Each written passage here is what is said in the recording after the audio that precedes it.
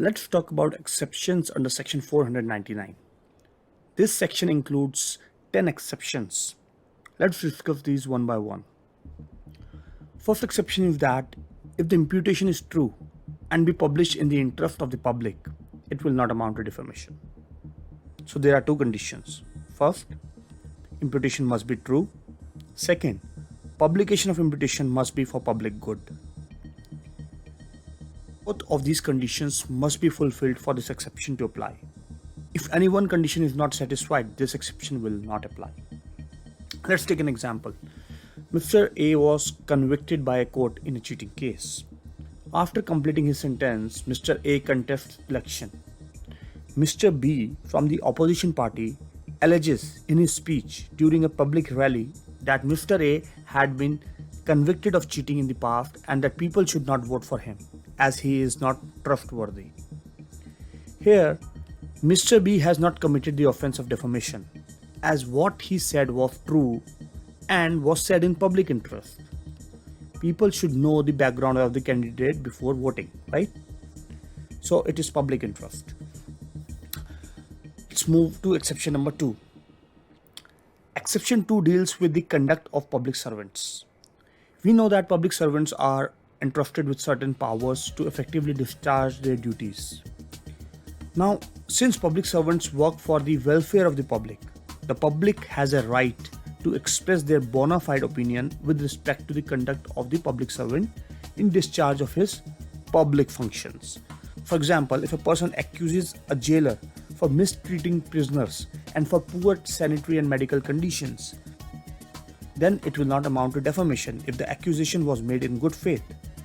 It is jailer's duty to ensure the well-being of the prisoners and take care of other facilities in the jail. And if he is not doing that, people have every right to speak against it. But if a person is accusing the jailer not because he is concerned about the prisoners or jail conditions, but because he has a personal grudge with the jailer, then it will not amount to defamation. High Court of Madhya Pradesh in Purushottam Vijay versus State of Madhya Pradesh stated that to get the defense under second and third exceptions, the following must be satisfied. First, the facts of accusation must be true. So if we take the jailer's example before, if the prisoners are being treated well and there is no problem with the sanitation medical facility in the prison, then obviously it will not amount to defamation because you accuse someone of something which he did not do. Second, accusation must be made because of a genuine desire to serve the public interest and not because of any personal grudge. This we have already discussed before. Third, accusation should actually be in public interest and public good. So it is not enough for the accused to say that he feels it is in public interest. He must also prove to the court how are these allegations serving the public good. So this was the second exception. Coming on to the third exception. Third exception is similar to second exception, but it is wider in nature. Second exception was limited to the conduct of public servants, but third exception says that the accusation made by a person against the conduct of a person touching any public question will not amount to defamation. For example, a person who's taking part in politics and TV debates can be criticized as well as he can also criticize anyone on any public questions. So a person can criticize government policies, criticize what is not done right by the government, all those stuff. So that will not amount to defamation. We see that all the time, right? On the debates, we see that people are criticizing each other. So if we put everything under defamation, then everybody would be in the jail. All right. So this was exception number 3. Let's move to exception number 4. Coming on to the fourth exception. Fourth exception says it is not defamation to publish a report of proceedings of the court. We often read in the newspaper about what happened in court proceedings, so this is allowed. And it is not necessary that publication of proceedings of court should be true word by word. It is enough if the publication by and large gives a true account of the court proceedings. Now this exception has an explanation appended to it. According to this explanation, a justice of the peace or other officer holding an inquiry in the open court, preliminary to a trial in a court of justice, is a court within the meaning of the above section. If I have to explain justice of peace in simple words, then I would say justice of peace is a person of integrity who is appointed to deal with minor cases.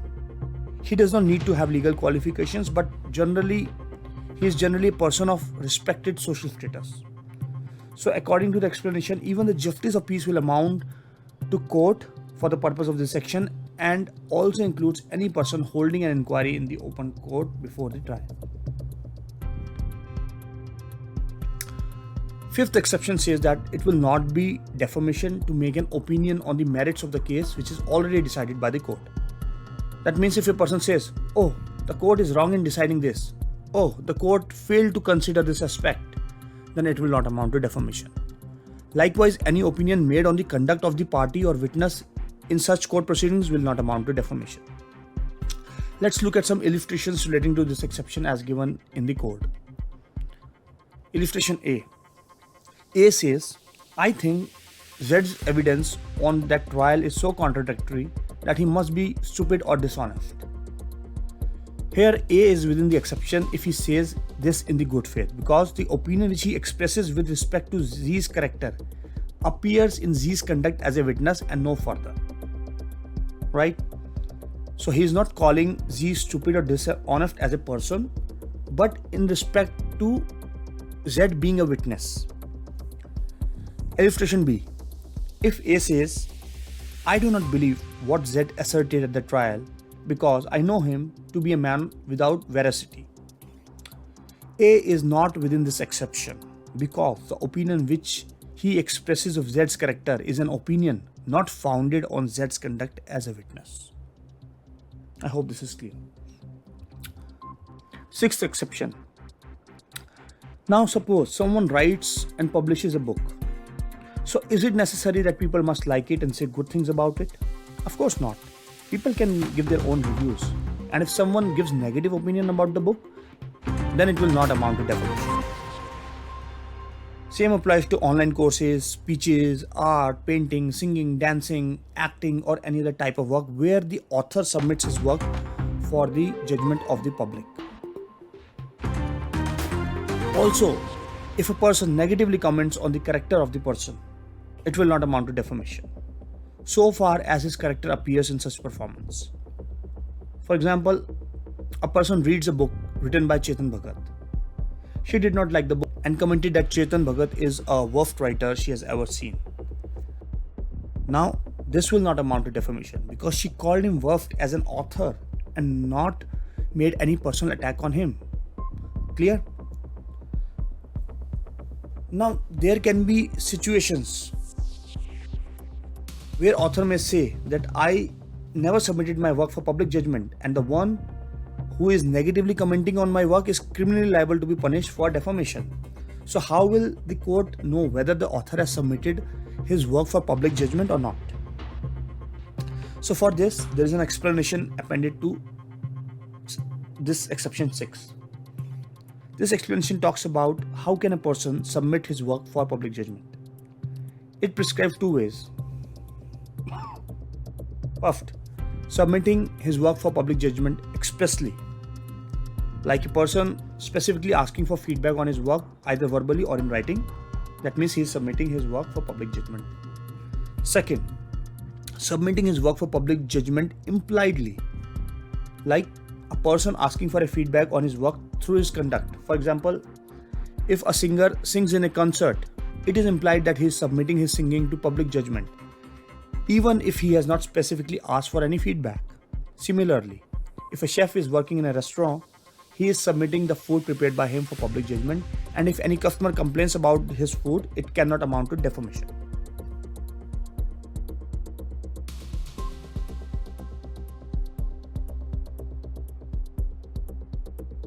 Now, there are certain illustrations given under this exception under the code. First, a person who publishes a book submits that book to the judgment of the public. This is called implied submission. Second, a person who makes a speech in public submits that speech to the judgment of the public. This is again implied submission. Third, an actor or singer who appears on a public stage submits his acting or singing in the judgment of the public. This is again implied submission. Fourth, Mr. A says of a book published by Z that Mr. Z's book is foolish. Mr. Z must be a weak man. Mr. Z's book is indecent. Mr. Z must be a man of impure mind. Here, A is within the exception if he says all this in good faith, and the opinion made about Z is in relation to the book only, not as a person. Okay, next one. But if A says, I am not surprised that Z's book is foolish and indecent, for he is a weak man and a libertine. Here A is not within this exception, as the opinion which he expresses of Z's character is an opinion not founded on Z's book. It is an opinion of Z as a person. Now, before I explain exception 7, let me ask some questions. A schoolmaster whose authority is derived from a parent censuring a child in front of other students, will it amount to defamation? Second example, if a parent scolds his child in front of other children because the parent feels that the child has done something wrong, can this amount to defamation? Third example, if a master pulls up his servant because of lag in his services, will this amount to defamation? Fourth situation, a banker negatively comments on the services of his cashier in front of others, will it amount to defamation? Fifth, a head of department pulls up those working under him, will this amount to defamation? Sixth and last example, a judge scolds a witness or the officer of the court in open court for their conduct, will it amount to defamation? Well, the answer for all these questions is no. All these situations are covered under exception 7 of section 499. Section 7 basically says that it will not be defamation if a person having authority over the other person pass any censure on the conduct of such other person. The word censure basically means to tell someone that what he or she have done is wrong. Now, I use the words person having authority over the other person. But how can someone have authority over the other person? There are two ways through which a person can have authority over the other person. First, when the authority is conferred by law. If you look at the example of judge that I gave you before, where do you think the judge is getting the authority to censure the conduct of witness or the officer of the court? Of course, the law confers this authority on him. Second way through which a person gets the authority over the other person is by entering into a lawful contract. If you notice the master-servant example that I gave you before, the master is getting the authority from the contract he entered with the servant. If tomorrow servant leaves his job, the master will have no right left to censure the conduct of the servant, right? The same reasoning applies on example number 4 and 5. Similarly, in example number 1 and 2, the teacher and parent have the lawful authority to censure the conduct of the child. So, I hope exception 7 is clear to you. Coming on to exception 8. Exception 8 says that an accusation made in good faith against any person to any of those who have lawful authority over such person will not be defamation. For example, if a resident along with other residents sign a petition against the builder of the housing society about the poor construction quality to the Area of Development Authority, then this situation will be covered under the 8th exception to section 499. Here it is not necessary that the allegation must be true, but what if necessary is that the allegation must be bona fide. That is, person making the allegation must believe it to be true. Coming on to exception number 9. To avail the defense for defamation under exception 9, two things needs to be proved. First, accusation must be in good faith. In fact, this condition is required by all the exceptions. Second, accusation must be made by a person to protect his own interest or interest of any other person or for public good. Take an example. A is a shopkeeper and B is his manager of the shop. A says to B, do not sell anything to X as he does not trust the honesty of X. Now here A made an accusation against X saying that he is a dishonest man. But since this accusation is made to safeguard his own interest, it will not amount to defamation. Take another example. Mr. A is a politician. Mr. B accuses Mr. A in good faith that Mr. A is a corrupt man who was involved in a scam and asked people not to vote for him in upcoming election. Here Mr. B cannot be made guilty for defamation as what he said about Mr. A is for public good. Alright, coming on to exception number 10. Exception number 10 says if a person conveys caution which is intended for the good of the person to whom it is conveyed or for public good. Again, needless to say, accusation must have been made in good faith. Now understand this exception through an example. Mr. A tells Mr. C to stay away from Mr. B as he is a criminal. Here, Mr. A is conveying caution to Mr. C for his good because he believes Mr. B is a criminal and having contact with a criminal could be detrimental for him. Here, accusation from Mr. A to Mr. B in front of Mr. C will not amount to defamation because Mr. A said this to save Mr. C from the company of a criminal. Alright, I hope this is clear. So, this was exception number 10. Gosh, can't believe we are done with such a long section. I know there is a hell lot of information to remember under the section. So, suggest you to keep revising this topic, and if you have any questions or confusion, feel free to shoot me a message.